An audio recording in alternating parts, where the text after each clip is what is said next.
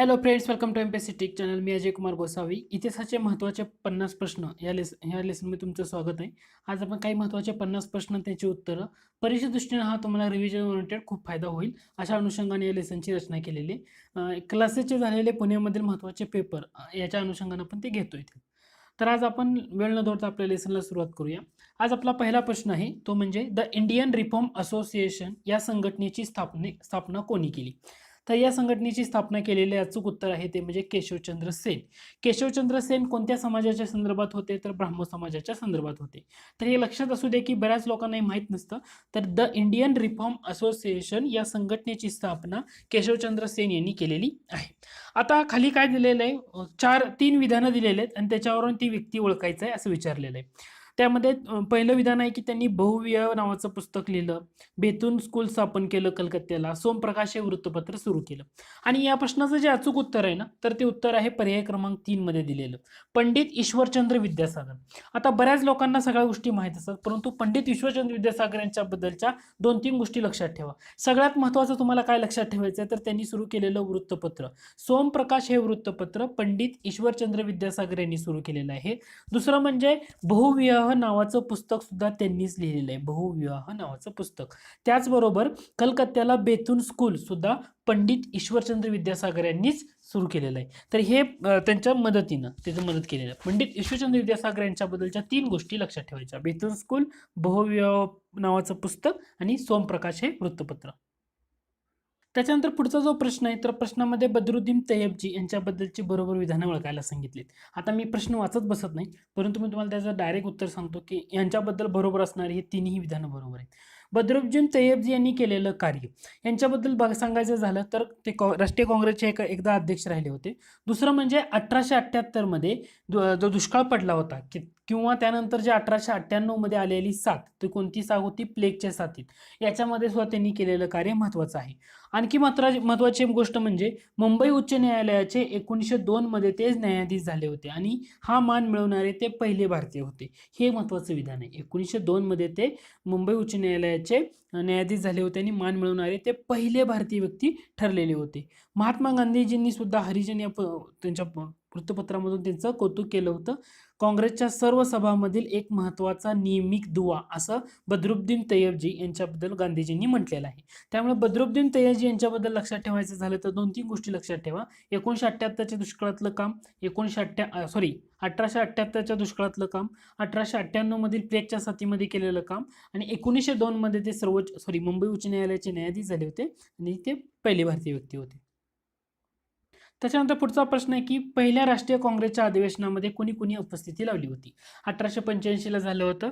तर या पहिल्या राष्ट्रीय काँग्रेसच्या अधिवेशनामध्ये दादाभाई नौरोजी होते, दिनशा वाच्चा होते, के.टी. तेलंग होते.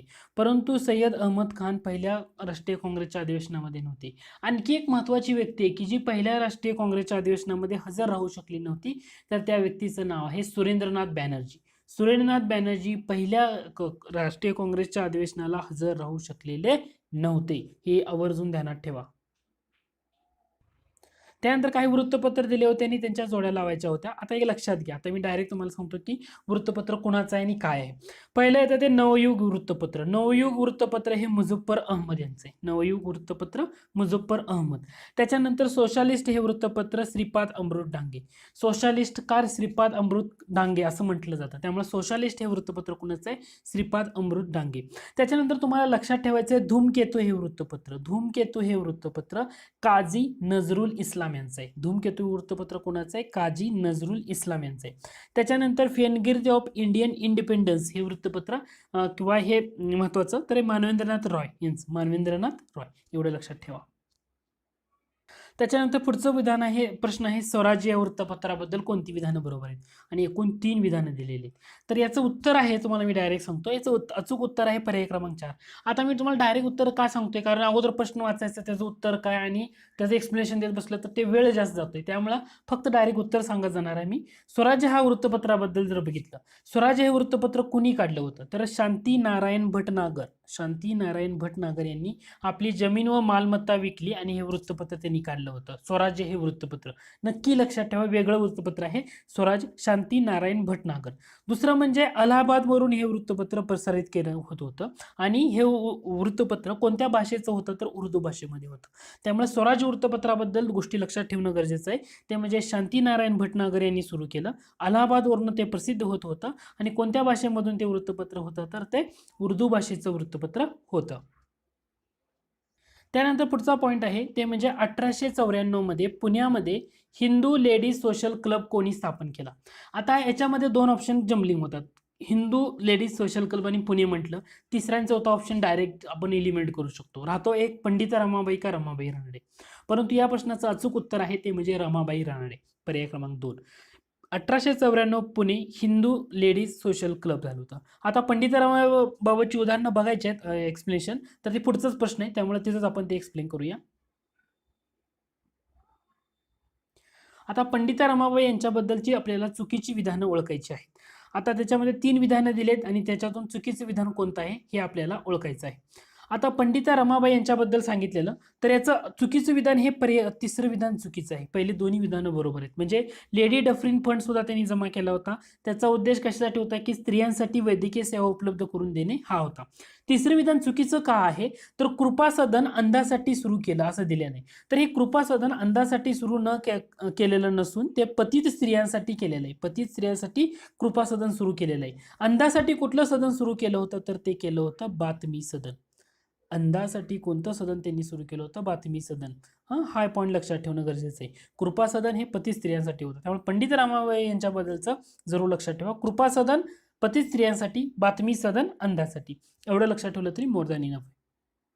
पुढचा प्रश्न आहे ब्राह्मण समाजाच्या संदर्भातला आणि 2 विधानं दिले त्यांनी, दोन्ही विधानापैकी त्याच्यानंतर आपला पुढचा प्रश्न आहे तो म्हणजे ब्राह्मण समाजाच्या संदर्भात. ब्राह्मण समाजाची 2 विधानं दिलेत आणि कोणतं विधान बरोबर ते ओळखायला सांगितलं होतं. तर ह्याच्यामध्ये फरक काय आहे तर ब्राह्मण समाज ऑफ इंडिया आणि आदी ब्राह्मण समाज याच्या कोणतं मागणं होतं त्याच्याबाबत. आता ब्राह्मण समाजाबाबत दिलेली जी दोन्ही विधानं आहे त्याचं अचूक उत्तर आहे पर्याय क्रमांक 3. दोन्ही विधानं सुद्धा बरोबर आहे. ब्राह्मो धर्म हाच हिंदू धर्म आहे असं कोणाचं म्हणणं होतं तर हे ब्राह्मण समाज ऑफ इंडिया यांचं म्हणणं होतं. ब्राह्मण समाज ऑफ इंडिया. आणि आदी ब्राह्मण समाजाचं म्हणणं काय होतं तर ब्राह्मो धर्म हिंदू धर्मापेक्षा वेगळा आहे. तर आधीचं काय होतं की हिंदू धर्मापेक्षा वेगळा आहे असं म्हणणं होतं आणि जे ब्राह्मण समाज ऑफ इंडियाचं म्हणणं होतं ब्राह्मो धर्म हाच काय हे हिंदू धर्म आहे. त्यामुळे याचे दोन्ही विधानं बरोबर आहेत. त्याच्यानंतर पुढचा प्रश्न आहे तो म्हणजे 2 विधानं दिलीत आणि ती विधानांपैकी आपल्याला अयोग्य विधान असलेलं ओळखायला सांगितलंय. तर याचं उत्तर आहे वरीलपैकी दोन्ही नाही, म्हणजे दोन्ही विधानं बरोबर आहेत. असं आहे. तर पहिलं विधान होतं ते म्हणजे राष्ट्रीय सभेचे ग्रामीण भागातलं पहिलं अधिवेशन कुठं झालं तर 1936ला फैजपूरला झालं. तर ते विधान बरोबर आहे. आणि फैजपूर अधिवेशनाचे अध्यक्ष कोण होते तर पंडित जवाहरलाल नेहरू हे त्याचे अध्यक्ष होते. आणि ह्या अधिवेशनामध्ये फैजपूरच्या अधिवेशनामध्ये पंडित जवाहरलाल नेहरूने काय केलं, जी समाजवादी तत्वप्रणाली आहे त्याच्यावर श्रद्धा दर्शवली होती आणि वर्ग संघर्षाची संकल्पना अमान्य केली. तर हे सुद्धा विधान बरोबर आहे. त्यामुळे लक्षात ठेवायचं की तुम्हाला 1936 ग्रामीण भागातलं पहिलं अधिवेशन फैजपूरला झालं, महाराष्ट्रात अध्यक्ष होते पंडित जवाहरलाल नेहरू आणि समाजवादी तत्वप्रणालीवर श्रद्धा दाखवली होती त्यांनी तिथल्या अध्यक्षीय भाषणामध्ये. वर्ग संघर्षाची संकल्पना अमान्य झालेली होती. त्यानंतर आपल्याला दिलेलं आहे ते म्हणजे खालील पैकी योग्य विधानं ओळखायची आहेत. 3 विधानं दिलीत. आता ह्याचं जर तुम्हाला मी डायरेक्ट उत्तर सांगतो, याचं अचूक उत्तर आहे अ आणि ब बरोबर आहे. म्हणजे पहिलं विधान बरोबर आहे, दुसरं बरोबर आहे, परंतु तिसरं जे विधान आहे तर तिसरं विधान हे चुकीचं आहे. असं का तर ते सांगतो. पहिल्यांदा लक्षात घ्या की हे सगळं विधान सरोजिनी नायडू यांच्या संदर्भामध्ये. सरोजिनी नायडू यांनी जिनांचं वर्णन काय केलेलं होतं तर हिंदू मुस्लिम ऐक्याचं दूत असं त्यांनी केलं होतं. बॅरिस्टर जिना जे होते त्यांचं वर्णन हिंदू मुस्लिम ऐक्याचे दूत केलं होतं. हे विधान बरोबर आहे. त्यानंतर सरोजिनी नायडू यांनी जो सरकारने दिलेला कैसर ए हिंद हा किताब जी जालियनवाला बाग हत्याकांड झाली त्याच्यानंतर ब्रिटिश सरकारला निषेधार्थ परत केला होता. टागोर यांनी पदवीचा आपल्या सर या पदवीचा सुद्धा त्याग केला होता त्या काळी.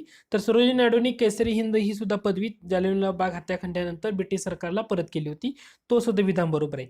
तिसरं विधान बघितलं तर 1925 मध्ये कलकत्ता येथील अखिल भारतीय काँग्रेसच्या अध्यक्ष म्हणून सरोजिनी नायडू यांची निवड झाली होती.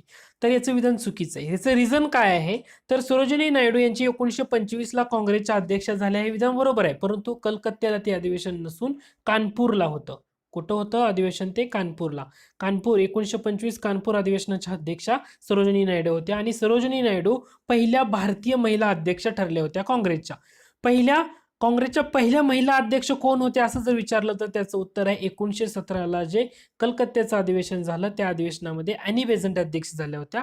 तर त्या पहिल्या महिला अध्यक्ष झाल्या आणि पहिल्या भारतीय महिला अध्यक्ष कोण होत्या तर त्या सरोजिनी नायडू होते. 1925चा कानपूर येथील अधिवेशन, हे लक्षात घ्या.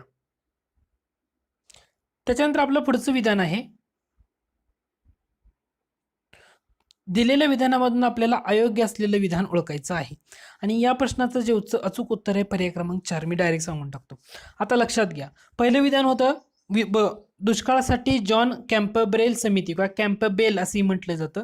ही समिती व्हाईसरॉय जॉन लॉरेन्सच्या काळामध्ये नेमण्यात आलेली होती.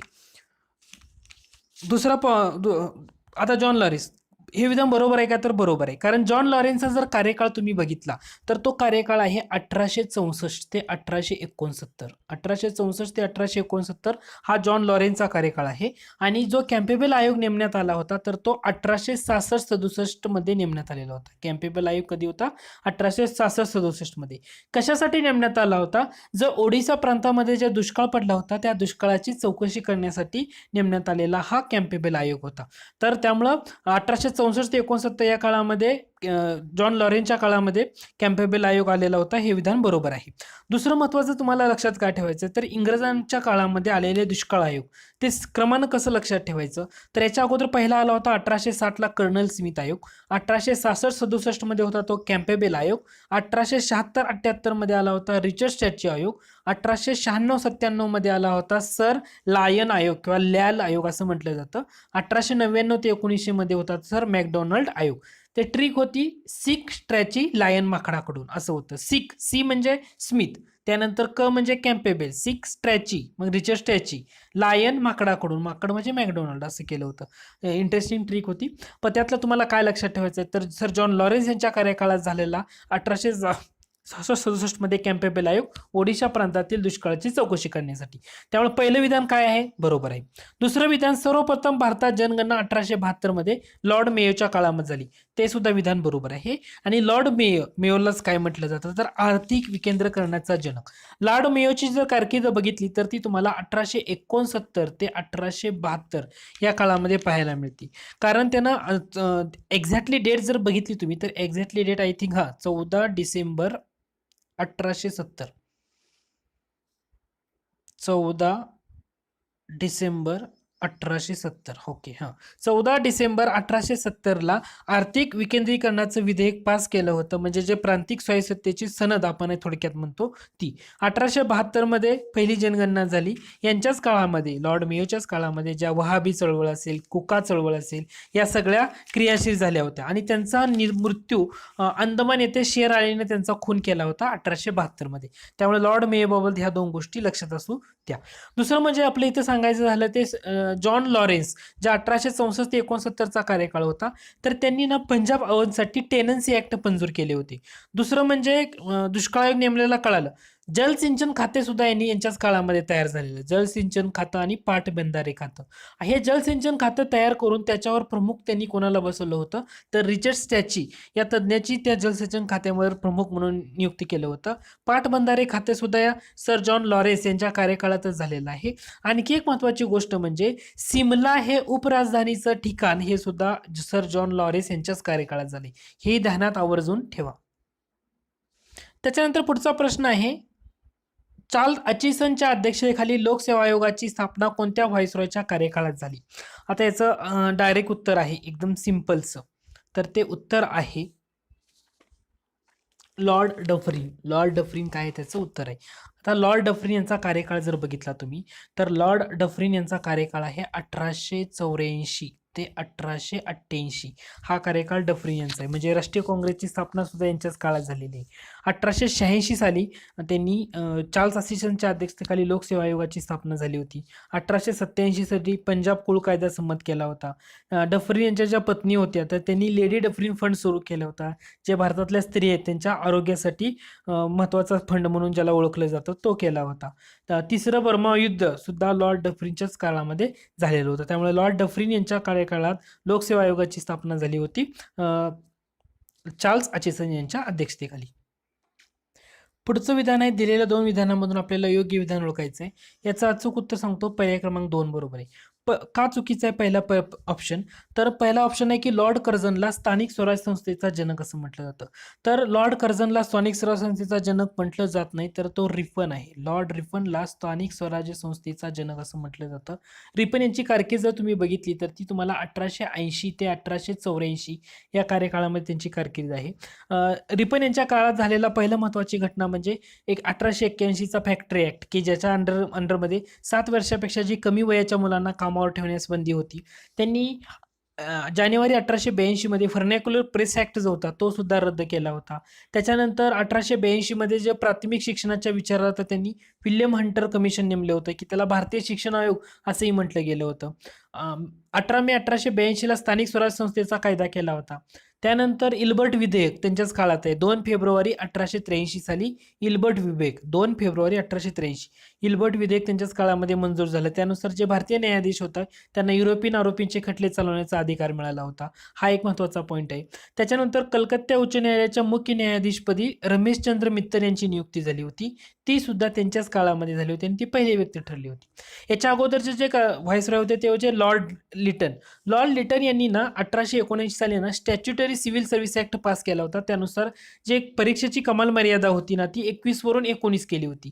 जी मर्यादा त्यांनी कमी केली होती ना ती त्यांनी वाढवली. म्हणजे नागरी सेवा परीक्षेची जी मर्यादा 19 वरून 21 कोणी केली तर ती रिपन यांनीच केलेली आहे. त्यामुळे रिपन यांच्या बाबतच्या या गोष्टी मी शॉर्टमध्ये तुम्हाला सांगण्याचा प्रयत्न केलाय. त्याच्यानंतर दुसरे जे विधान आहे ते बरोबर आहे. पोलीस खात्यामधील अकार्यक्षमता व भ्रष्टाचार आदी गैरकारभाराची चौकशी करण्यासाठी लॉर्ड कर्झननं 1902 मध्ये अँड्रू फ्रेझर समिती नेमली. तर हे बरोबर आहे. लॉर्ड कर्झननं पोलीस खात्यामध्ये जे गैरकारभार किंवा अकार्यक्षमता आहे त्याच्यासाठी अँड्रू फ्रेझर समिती नेमलेली होती. लॉर्ड कर्झन यांचा जो कार्यकाळ तुम्ही नीट पाहिला तर लॉर्ड कर्झन यांचा कार्यकाळ सांगतोय 1899ला ते व्हाईसरॉय म्हणून भारतात आले होते. तर 1905 पर्यंत त्यांनी आपली कारकीर्द गाजवलेली. याच्यामध्ये बऱ्याच घटना आहेत. म्हणजे भारतीय चलन कायदा आल्या पहिल्यांदा 1899ला भारतीय चलन कायदा संमत केला आणि भारतासाठी जे सुवर्ण परिमाण त्याचा स्वीकार त्यांनी केलेला आहे. त्यानंतर 1900 मध्ये कलकत्ता महापालिका विधेयक मंजूर केलं. बरीचशी निर्बंध आणण्यात आलेले होते. मॅकडोनाल्ड यांच्या अध्यक्षतेखाली नेमलेला दुष्काळ आयोग हा सुद्धा कर्झननंच नेमलेला आहे. दुसरं म्हणजे सिमला येथे शिक्षण परिषद घेतली. रॉयल नेव्हीची स्थापना 1901 मध्ये केलेल्या. वायव्य सरहद प्रांताची निर्मिती सुद्धा लॉर्ड कर्झनच्याच काळामध्ये झालेली आहे. लॉर्ड कर्झनच्या काळामध्ये झालेला 2-3 महत्त्वाचे आयोग, त्यातलं पहिलं महत्त्वाचं म्हणजे अँड्रू फ्रेझर. 1902 मध्ये अँड्रू फ्रेझर यांच्या अध्यक्षतेखाली पोलीस खात्यातले जे अकार्यक्षमता असेल किंवा भ्रष्टाचार याची चौकशी करण्यासाठी समिती नेमण्यात आली होती. त्यानंतर रेल्वेची स्थिती सुधारण्यासाठी कर्झन यांनी 1901 मध्ये एक समिती नेमली होती. त्या समितीचं नाव होतं रॉबर्टसन. थॉमस रॉबर्टसन आयोगाची स्थापना करण्यात आली होती 1901 मध्ये. कशासाठी? ते रेल्वेची स्थिती सुधारण्यासाठी. आणि या शिफारशीनुसारच ना 1905 मध्ये जेव्हा त्यांचा कार्यकाळ संपत आला होता त्याच्या अगोदर त्यांनी भारतामध्ये रेल्वे बोर्डाची स्थापना करण्यात आली होती. रेल्वे बोर्डाची स्थापना हे तुम्ही लक्षात घ्या. त्यानंतर फाळणीची मूळ संकल्पना असेल किंवा फाळणी हे सगळ्या घटना त्यांच्याच काळात आहे. लष्करी अधिकाऱ्यासाठी क्वेटा येथे प्रशिक्षण केंद्र हे सुद्धा त्याच काळात झालेलं आहे. त्यामुळं लॉर्ड कर्झन यांच्याबद्दलचं एवढी जरी माहिती माहीत असणं गरजेचं आहे. त्याच्यानंतर आपला पुढचा प्रश्न आहे की दिलेल्या विधानामधून आपल्याला अयोग्य विधान ओळखायचं आहे आणि याचं अचूक उत्तर आहे की कोणतंही विधान चुकीचं नाही. म्हणजे वरीलपैकी एकही नाही, सगळी विधानं बरोबर आहेत. विधान कशा संदर्भात आहे तर लॉर्ड माउंटबॅटन आणि भारताचं स्वतंत्र भारताचे गव्हर्नर जनरल. तर स्वतंत्र भारताचे पहिले गव्हर्नर जनरल आणि इंग्रज सरकारचे शेवटचे गव्हर्नर जनरल म्हणलं की ते लॉर्ड माउंटबॅटनच आहेत. जून 1948 पर्यंत स्वतंत्र भारताचे गव्हर्नर जनरल होते. त्यांच्यानंतर श्री राजागोपालाचारी किंवा त्यांना आपण चक्रवर्ती राजागोपालाचारी म्हणतो, स्वतंत्र भारताचे दुसरे आणि शेवटचे भारताचे गव्हर्नर जनरल होते. त्यामुळे हे दोन्ही विधानं किंवा दिलेली तिन्ही विधानं काय आहेत? बरोबर आहेत. पुढचा प्रश्न आहे की दिलेल्या विधानामधून आपल्याला योग्य विधान ओळखायचं आहे. अचूक उत्तर आहे दोन्ही विधानं बरोबर आहेत. सार्वजनिक गणेशोत्सव सुरू केला कोणी पहिल्यांदा? तर सुरुवात केलता लोकमान्य टिळक यांनी. आणि हा सुरू करण्यासाठी सर्वप्रथम विरोध कोणी केलेला आहे तर न्यायमूर्ती महादेव गोविंद रानडे यांनी विरोध केला होता. आणि त्यांनी एक लेख लिहिला होता. ते लेखाचं नाव होतं गणेशाला रस्त्यावर आणू नका. काय लेख लिहिला होता? गणेशाला रस्त्यावर आणू नका. त्यामुळे दोन्ही विधानं काय आहेत? बरोबर आहेत. त्याच्यानंतर आपला पुढचा प्रश्न आहे की दिलेल्या विधानामधून आपल्याला योग्य विधान ओळखायचे आहेत. तर तो विधान कशा संदर्भात आहे तर मुस्लिम लीगनं केलेले मुक्ती दिन त्याच्या संदर्भातलं आहेत आणि ही दोन्ही विधानं बरोबर आहेत. पहिलं लक्षात ठेवा की मुस्लिम लीगनं मुक्ती दिन किंवा आभार दिन म्हणून कधी साजरा केलाय, तर तो 22 डिसेंबर 1939ला मुक्ती दिन किंवा आभार दिन म्हणून साजरा केला होता. आणि डॉक्टर बाबासाहेब आंबेडकर असेल किंवा जस्टिस पार्टीचे व्ही रामास्वामी अय्यर यांनी सुद्धा हा दिवस मुक्ती दिन म्हणून साजरा केलेला आहे. त्यामुळे मुस्लिम लीगनं मुक्ती दिन किंवा आभार दिन कधी साजरा केला, तर 22 डिसेंबर 1939. त्याच्यानंतर पुढचा प्रश्न आहे की अयोग्य विधान ओळखायचं आहे. ऍक्च्युली या प्रश्नामध्ये दोन्ही विधानं बरोबर आहेत. पहिलं विधान होतं ते म्हणजे भारतीय इतिहासामधल्या ज्या आर्थिक दृष्टिकोनातून मांडणी प्रथम दादाभाई नौरोजी यांनी केली, संपत्तीचं निसारण, ते बरोबर आहे. दुसरं म्हणजे न्यायमूर्ती रानडे यांचं एक पुस्तक आहे, एसेज ऑन इंडियन इकॉनॉमिक्स. लक्षात ठेवायचं, एसेज ऑन इंडियन इकॉनॉमिक्स हे पुस्तक कोणाचं आहे, तर न्यायमूर्ती रानडे यांचंच आहे, एसेज ऑन इंडियन इकॉनॉमिक्स. पुढचा प्रश्न आहे दादाभाई नौरोजी यांच्याबद्दलचं अयोग्य विधान ओळखायचं आहे. तर याच्यातलं अयोग्य विधान आहे ती पर्याय क्रमांक 2चा अयोग आहे, कारण त्यांनी 2 वेळा काँग्रेसचं अध्यक्षपद भूषवलं. तर दादाभाई नौरोजी यांनी 2 पेक्षा अधिक वेळा काँग्रेसचं अध्यक्षपद भूषवले. कोणत्या कोणत्या वर्षी त्यांनी अध्यक्षपद भूषवले, तर ते तुम्ही कमेंट बॉक्समध्ये नक्की मेन्शन करा. दुसरं महत्त्वाची गोष्ट म्हणजे 1897 मध्ये जी आलेली वेल्बी कमिशन होती, या वेल्बी कमिशन समोर साक्ष देणारे पहिले व्यक्ती कोण होते, तर ते दादाभाई नौरोजी होते. हे विधान बरोबर आहे.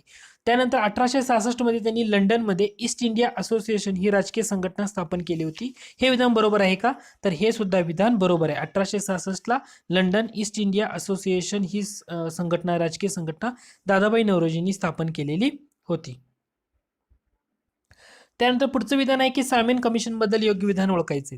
तर याच्यातली पहिली दोन्ही विधानं बरोबर आहेत, म्हणजे पहिलं आणि दुसरं विधान दोन्ही विधानं बरोबर आहेत. काँग्रेसने सायमन कमिशनवर बहिष्कार टाकण्याचा ठराव पारित केला, बरोबर आहे. त्याचबरोबर काँग्रेसच्या निर्णयाला पाठिंबा कोणी दर्शवला, मुस्लिम लीग आणि हिंदू महासभा त्यावेळी पाठिंबा दर्शवला होता. आणि तिसरं विधान काय आहे की युनियनिस्ट पार्टी किंवा जस्टिस पार्टी यांनीही सायमन कमिशनला विरोध केला. तर हे विधान चुकीचं आहे, त्यांनी विरोध केलेला नाहीये. युनियनिस्ट पार्टी आणि जस्टिस पार्टी यांनी सायमन कमिशनला विरोध केला नाही, हे लक्षात घ्या. त्यानंतर पुढचं विधान आहे की आपल्याला अयोग्य विधान ओळखायला सांगितले. अचूक उत्तर आहे वरीलपैकी एकही नाही. आता याच्यातल्या 2-3 गोष्टी तुम्हाला लक्षात घेणं गरजेचं आहे. ती व्यक्ती एक महत्वाची आहे लेडीज, ती म्हणजे अवंतिकाबाई गोखले. 1930 मध्ये जो मिठाचा सत्याग्रह झाला, त्या मिठाच्या सत्याग्रहामध्ये गांधीजी बरोबर 2 महिला होत्या. त्यातली पहिली महत्वाची महिला आहे ती म्हणजे कमलादेवी चट्टोपाध्याय आणि दुसरी महिला आहे ती म्हणजे अवंतिकाबाई गोखले. कमलादेवी चट्टोपाध्याय आणि अवंतिकाबाई गोखले 1930चा जो मिठाचा सत्याग्रह झाला त्यामध्ये गांधीजींच्या सोबत होत्या. त्यानंतर महात्मा गांधीजींचे जीवनचरित्र मराठीमधून अवंतिकाबाई यांनी लिहिलं होतं, त्याचं नाव आहे गांधीजींचं जीवन. हे सुद्धा विधान बरोबर आहे. त्यामुळे अवंतिकाबाई गोखले हे यांच्याबद्दल ह्या 2 गोष्टी लक्षात असणं गरजेचं आहे. त्याच्यानंतर पुढचं विधान आहे की 3 दिलेली विधानापैकी अचूक विधान ओळखायला सांगितलेत. त्याचं उत्तर आहे वरीलपैकी सर्व. पहिलं लक्षात घ्या, मार्च 1925ला विठ्ठलभाई पटेल केंद्रीय मंत्रिमंडळ कायदेमंडळाचे अध्यक्ष झाले. विठ्ठलभाई पटेल, वल्लभभाई पटेल आणि विठ्ठलभाई पटेल हे वेगळे आहेत, लक्षात घ्या. विठ्ठलभाई पटेल हे केंद्रीय कायदेमंडळाचे अध्यक्ष झाले. दुसरं म्हणजे स्वराज्य पार्टीची स्थापन झाली होती. तर ध्येय काय होतं, तर साम्राज्याअंतर्गत स्वराज. हे सुद्धा विधान बरोबर आहे. 1923-24 मध्ये विठ्ठलभाई पटेल बॉम्बे कॉर्पोरेशनचे सुद्धा अध्यक्ष झालेले होते. म्हणजे बॉम्बे कॉर्पोरेशनचे अध्यक्ष 23-24 मध्ये, मार्च 1925 मध्ये केंद्रीय कायदेमंडळाचे अध्यक्ष. त्यानंतर पुढचा प्रश्न आहे ते म्हणजे 24 नोव्हेंबर 1919ला भरलेले जे अखिल भारतीय खिलाफत परिषदेचे अध्यक्ष, तर ते महात्मा गांधी होते. कोण होते, महात्मा गांधी होते. त्याच्यानंतर पुढचा प्रश्न आहे की दिलेल्या 3 विधानामधून आपल्याला काय करायचं आहे, अचूक विधान ओळखायचं आहे. तर 3 विधानं दिले ते लक्षात घ्या. तर याचं जे अचूक उत्तर आहे, या प्रश्नाचं अचूक उत्तर आहे तर ते पर्याय क्रमांक 2 बरोबर आहे. म्हणजे पहिलं विधान चुकीचं आहे, दुसरं आणि तिसरं विधान बरोबर आहे. आता लक्षात काय ठेवणं गरजेचं आहे, सप्टेंबर 1920 मध्ये राष्ट्रीय सभेच्या कलकत्ता येथील अधिवेशनात गांधीजींनी असहकाराचा ठराव मांडला असं दिलेलं आहे. तर ते विधान चुकीचं आहे. दुसरं लक्षात काय ठेवायचं की सप्टेंबर 1920ला जे अधिवेशन झालं तर ते राष्ट्रीय काँग्रेसचं विशेष अधिवेशन होतं. या अधिवेशनाचे अध्यक्ष होते लाला लजपत राय.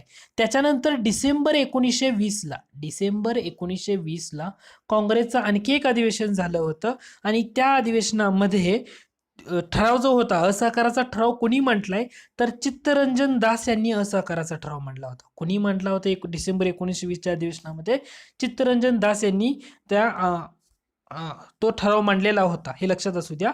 आणि ठरावाला सहमती सगळ्यांनीच दिलेली आहे, बिपिन पाल, आणि बेझंट, म्हणजे खापट, या सगळ्यांनी. त्यामुळे हे लक्षात असणं ठेवणं गरजेचं आहे की सप्टेंबर 1920 ला अधिवेशन झालं होतं, त्याच्यानंतर डिसेंबर 1920 ला परत अधिवेशन झालेलं आहे. त्याच्यानंतर पुढचा प्रश्न आहे, रौलट कायद्याच्या वेळी गांधीजी बरोबर टिमटिमे यांनी मुंबईच्या सत्याग्रहाचं आंदोलन नेतृत्व केलं. तर त्याचं जे अचूक उत्तर आहे ते म्हणजे सरोजिनी नायडू. पुढचा प्रश्न आहे ते म्हणजे चंपारण्य सत्याग्रहाच्या संदर्भात. चंपारण्य सत्याग्रहामध्ये महाराष्ट्रातून 2 महिला गेल्या होत्या. त्या 2 महिला कोणत्या होत्या? त्याच्यामध्ये तुम्हाला परत लक्षात ठेवायचं आहे ते म्हणजे अवंतिकाबाई गोखले आणि आनंदी वैश्यपायन. अवंतिकाबाई गोखले आणि आनंदी वैश्यपायन या 2 महिला चंपारण सत्याग्रहामध्ये महाराष्ट्रातून गेलेल्या होत्या. आणि अवंतिकाबाई गोखले म्हणजे जो मिठाचा सत्याग्रह झाला त्याच्यामध्ये गांधीजींच्या बरोबर त्या होत्या. त्याच्यानंतर पुढचा प्रश्न आहे तो विनायक दामोदर सावरकरांच्या बाबतीत आहे. तर याचं उत्तर आहे वरीलपैकी सर्व. लंडनच्या वास्तव्यात असताना सावरकरांनी शिखांचा इतिहास लिहिला होता, परंतु तो प्रसिद्ध झाला नाही. बरोबर आहे. सावरकरांची 1924 मध्ये 2 अटीवर मुक्तता करण्यात आली. ते रत्नागिरी जिल्ह्यामध्ये स्थानबद्ध राहतील आणि 5 वर्ष ते राजकारणामध्ये सहभागी होणार नाहीत. ते सुद्धा बरोबर आहे. त्यांनी पतित पावन मंदिर बांधलं, ते सुद्धा बरोबर आहे की अस्पृश्यांना मंदिर प्रवेश असल्यामुळे त्यांनी भागोजी शेटकीर या दानशूर सद्गृहस्थाकडून हिंदू धर्मासाठी प्रवेश असलेलं पतित पावन मंदिर त्यांनी बांधलेलं होतं. त्यामुळे सावरकरांच्या बाबतीत असलेली तिन्ही विधानं बरोबर आहेत. त्याच्यानंतर फैजपूर येथील काँग्रेसच्या अधिवेशनाचं बऱ्याच गोष्टी दिलेल्या आहेत. आता फैजपूर येथील काँग्रेसच्या अधिवेशनामध्ये कोणतं विधान सत्य नाही असं म्हटलंय, तर पहिलं विधान सत्य नाहीये. इंडियन नॅशनल काँग्रेसचे ते 49वे अधिवेशन होतं. आता तुम्हाला जर याचा अभ्यास चांगला असेल तर तुम्ही कमेंट बॉक्समध्ये नक्की मेन्शन करा की फैजपूर येथील अधिवेशन काँग्रेसचं कितवं अधिवेशन होतं. तुम्ही स्वतः मेन्शन करा कमेंट बॉक्समध्ये. ग्रामीण भागातलं ते पहिलं अधिवेशन होतं, बरोबर आहे. जवाहरलाल नेहरू अध्यक्ष होते, ते सुद्धा बरोबर आहे. आणि या अधिवेशनाचे जे स्वागत समिती आहे त्याच्या सचिव पदाची जबाबदारी धनाजी नाना चौधरी यांच्याकडे सोपवण्यात आली होती, हे सुद्धा विधान बरोबर आहे. त्यानंतर दिलेल्या विधानामधून योग्य विधान ओळखायचे, त्याचं उत्तर आहे अ आणि ब. दादाबाई नौरोजी आणि तर्खडकर यांनी म्हटलं होतं की भारताचं जे आर्थिक शोषण ब्रिटिश करत आहेत आणि त्यातला भारताचा जो वार्षिक उत्पन्नातला मोठा हिस्सा आहे तो ब्रिटनकडे जातोय. दुसरं न्यायमूर्ती गोखले यांनी सुद्धा म्हटलं होतं की भारतीय जनता कराच्या ओझ्याखाली वाकलेली आहे. त्यानंतर तिसरं विधान दिले की रानडे यांनी ड्रेन थेरी हा ग्रंथ लिहिला. तर रानडेंनी तो लिहिलेला नाहीये. कोणी लिहिलाय ते सुद्धा तुम्ही जरूर कमेंट बॉक्समध्ये मेन्शन करा. त्याच्यानंतर पुढचं विधान आहे की अयोग्य विधान ओळखायला सांगितले. तर त्याचं अचूक उत्तर आहे ते म्हणजे विधान क्रमांक 2. मॉन्टेगो चेम्सफोर्ड या कायद्यावर महात्मा गांधीजींनी जनाब दिल्ली तो बहुत दूर आहे असं म्हटलं होतं, तर हे विधान चुकीचं आहे. त्याच्यानंतर 1919चा जो कायदा तयार झाला तर त्याला लॉर्ड चेम्सफोर्ड यांना मदत कोणी केली होती, तर भूपेंद्रनाथ बसू यांनी मदत केली होती, ते बरोबर आहे. आणि 1919च्या कायद्यानुसार व्हाईसरायच्या कार्यकारी मंडळामध्ये 6 पैकी 3 सदस्य भारतीय असतील, हे सुद्धा विधान बरोबर आहे. त्याच्यानंतर पुढचा प्रश्न आहे तो म्हणजे 1773च्या रेग्युलेटिंग ऍक्टनुसार खालीलपैकी कोणत्या ठिकाणी सुप्रीम कोर्टाची स्थापना झाली, तर त्याचं उत्तर आहे कलकत्ता. कुठलं उत्तर आहे? कलकत्ता. त्याच्यानंतर पुढचा प्रश्न आहे की दिलेल्या विधानामधून अयोग्य विधान ओळखायचं आहे. कोणतंच अयोग्य विधान नाही, वरीलपैकी एकही नाहीये. फेडरल कोर्टाची स्थापना कधी झालेली आहे, तर 1 ऑक्टोबर 1937, विधान बरोबर आहे. आणि या फेडरल कोर्टाचंच रूपांतर सुप्रीम कोर्टामध्ये झालं 26 जानेवारी 1950ला. लक्षात असू द्या, फेडरल कोर्टाची स्थापना 1 ऑक्टोबर 1937 आणि याचं रूपांतर 26 जानेवारी 1950ला सुप्रीम कोर्टामध्ये झालेलं आहे. त्याच्यानंतर पुढचं विधान आहे की 1935च्या कायद्याबद्दल विविध व्यक्तींनी मते मांडली होती, त्यातलं बरोबर. त्यातलं एक सगळ्यात महत्त्वाचं आहे ते म्हणजे एक प्रबळ ब्रेक्स असलेलं मात्र इंजिन नसलेलं मशीन 1935, नेहरू. त्याच्यानंतर पुढचा पॉईंट आहे की जे इंग्रजांच्या काळात झालेले कायदे होते म्हणजे 1909चा कायदा, 1935चा कायदा, 1919चा कायदा आणि 1892चा कायदा. तर हे लक्षात का ठेवायचं, तर 1909च्या कायद्यामध्ये मुस्लिमांना स्वतंत्र मतदारसंघ मिळाले होते. 1909च्या 1919च्या कायद्यानं शिखांना स्वतंत्र मतदारसंघ मिळाले होते. 1935च्या कायद्यानं जे बाकी राहिलेले लोक होते म्हणजे भारतीय ख्रिश्चन, अँग्लो इंडियन, युरोपियन संघ यांना स्वतंत्र मतदारसंघ मिळाले होते. 1892चा कायदा का फेमस आहे, तर तो संमती वयाचा कायदा म्हणून त्याला सुद्धा ओळखलं जातं. त्यामुळे तुम्हाला लक्षात काय ठेवायचं, 1909 मुस्लिमांना स्वतंत्र मतदारसंघ, 1919 शिखांना स्वतंत्र मतदारसंघ, 1935 ख्रिश्चन, अँग्लो इंडियन आणि युरोपियनना स्वतंत्र मतदारसंघ. त्याच्यानंतर पुढचं विधान आहे की दिलेल्या विधानामधून योग्य विधान ओळखायचे आहेत. तर 1833च्या कायद्यानं बंगालचा गव्हर्नर जनरल हा भारताचा गव्हर्नर जनरल बनला, बरोबर आहे. 1892च्या कायद्याने चर्चा व कार्यकारी विभागाला प्रश्न विचारण्याचे अधिकार बहाल करण्यात आले, ते सुद्धा विधान बरोबर आहे. त्यामुळे दोन्ही विधानं काय आहेत, बरोबर आहेत. आता दिलेल्या विधानामधून सर्व विधान योग्य विधान ओळखायला सांगितले. अचूक उत्तर आहे वरीलपैकी सर्व. पहिलं म्हणजे लॉर्ड एल्फिन्स्टन. लॉर्ड एल्फिन्स्टन यांनी मौजेवारी ही पद्धत सुरू केली होती, मुंबई प्रांतामध्ये लागू करायची होती. त्यांनी कॉर्नवॅलिस आणि मनरो यांच्या प्रचलित पद्धती नाकारल्या आणि लॉर्ड विल्यम बेंटिक यांनी जमिनीची उत्पादकता लक्षात घेऊन शेतसारा आकारण्याचा नियम तयार केला होता. तर लॉर्ड एल्फिन्स्टन यांना मुंबईमध्ये कोणती पद्धत लागू करायची होती, तर मौजेवारी. याच्यावर एकदा प्रश्न येऊन गेलेला आहे. त्याच्यानंतर पुढचा प्रश्न आहे ते म्हणजे उत्तर भारतातील जमीन बंदोबस्ताचे जनक म्हणून कोणाला ओळखलं जातं, तर मार्टिन वर्ड आहेत. उत्तर भारतातले जमीन बंदोबस्ताचे जनक म्हणून कोणाला ओळखलं जातं, तर मार्टिन वर्ड यांना ओळखलं जातं. त्याच्यानंतर जोड्या लावाचा एक प्रश्न होता, तर मी तुम्हाला डायरेक्ट सांगतो त्याचं. 1852 म्हटलं की तार विभागाची स्थापना. 1853 म्हटलं की पहिली रेल्वे मुंबई ते ठाणे सुरू झाली. 1854 पोस्ट कायदा आला आणि 1856 विधवा पुनर्विवाह कायदा आला. लक्षात घ्या, 1852 तार विभाग, 1853 पहिली रेल्वे मुंबई ते ठाणे, 1854 पोस्ट कायदा, 1856 विधवा पुनर्विवाह कायदा. पुढचा प्रश्न आहे तो म्हणजे लॉर्ड डलहौसी बद्दल अयोग्य विधान ओळखायचं आहे. याचं अचूक उत्तर आहे पर्याय क्रमांक 3 हे अयोग्य आहे. पहिला क्रमांक का बरोबर आहे, तर त्यांना आधुनिक भारताचा निर्माता असं म्हटलं जातं. सार्वजनिक बांधकाम विभागाची स्थापना सुद्धा लॉर्ड डलहौसीच्याच काळात झाली आहे. डलहौसीने काय केलेलं होतं, जे बंगाल तोफखान्याचं जे मुख्यालय होतं ना, तर ते कलकत्त्यावरनं मेरठमध्ये हलवलं होतं, हे लक्षात असू द्या. आणि त्यांनी सैन्यात इंग्रजांची संख्या कमी केली व भारतीयांची संख्या वाढवली. तसं नाहीये, इंग्रजांची संख्या त्यांनी वाढवलेलीच होती डलहौसीनी. तर हे लक्षात ठेवणं गरजेचं.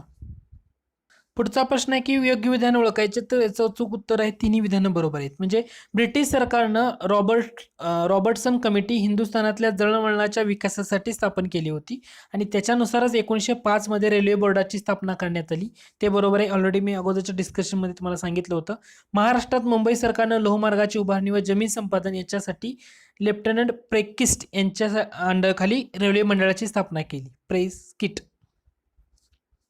त्याच्यानंतर पुढचा प्रश्न आहे की 1 नोव्हेंबर 1858 राणीचा जाहीरनामा कोणी वाचून दाखवला आणि कोठे, तर तो दाखवला होता लॉर्ड कॅनिंग यांनी अलाहाबादला तो राणीचा जाहीरनामा वाचून दाखवलेला होता.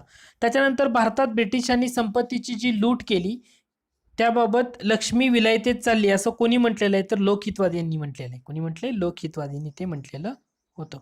त्यानंतर पुढचा प्रश्न आहे डलहौसीच्याच काळातला, डलहौसीच्या काळात झालेली विधानं. तर आता याचं अचूक उत्तर आहे वरीलपैकी सर्व. पहिलं महत्त्वाचं म्हणजे लॉर्ड डलहौसीच्या काळामध्ये ईस्ट इंडिया कंपनीचा जो साम्राज्य होता त्याचा पश्चिम भागामध्ये विस्तार जास्त झाला होता. आणि दुसरं त्यांनी काय केलं होतं, तर सैन्यामध्ये 3 रेजिमेंटची भर घातली होती लॉर्ड डलहौसीनं. दुसरं म्हणजे व्यापारासाठी त्यांनी सर्व बंदरे खुली करून कर रद्द केलेला होता. आणि लॉर्ड डलहौसीला भारतामध्ये विद्युत तारेचा प्रारंभ करता असंही म्हटलं जातं. हेही लक्षात ठेवणं तेवढंच गरजेचं आहे. लॉर्ड डलहौसीनं बऱ्याच गोष्टी केलेल्या आहेत भारतामध्ये, बांधकाम खात्यापासून सर्व. तर हे विद्युत तारेचा प्रारंभ करता हे लक्षात ठेवणं गरजेचं आहे, लॉर्ड डलहौसी. त्याच्यानंतर पुढचा प्रश्न आहे की योग्य विधान ओळखायचे आहेत, वरीलपैकी दोन्ही बरोबर आहेत. मुळशी सत्याग्रहामधले पहिली सत्याग्रही कोण, तर शंकरराव देव. आणि हा सत्याग्रह 1921 ते 24 या कालखंडात चालला, त्यामुळे दोन्ही विधानं बरोबर आहेत.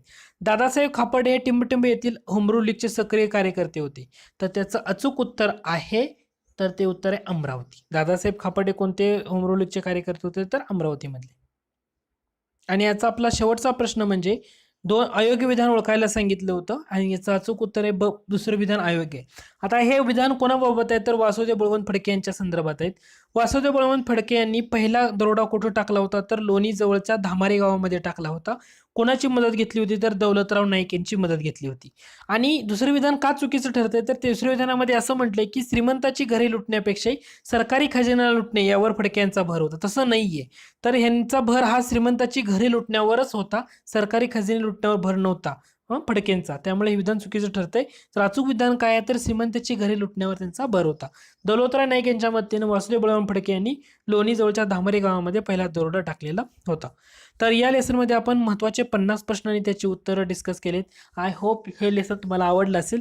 जर आवडलं असेल तर जरूर लाईक करा. काही प्रश्नांची उत्तरं मी तुम्हाला विचारलेत, तर ती उत्तर तुम्ही कमेंट बॉक्समध्ये नक्की मेन्शन करा. तुमच्या डाऊट शंका असतील तर ते सुद्धा तिथं तुम्ही मेन्शन करू शकता. हे लेसन जर तुम्हाला आवडले तर नक्की लाईक करा, तुमच्या मित्रांना शेअर करा. धन्यवाद.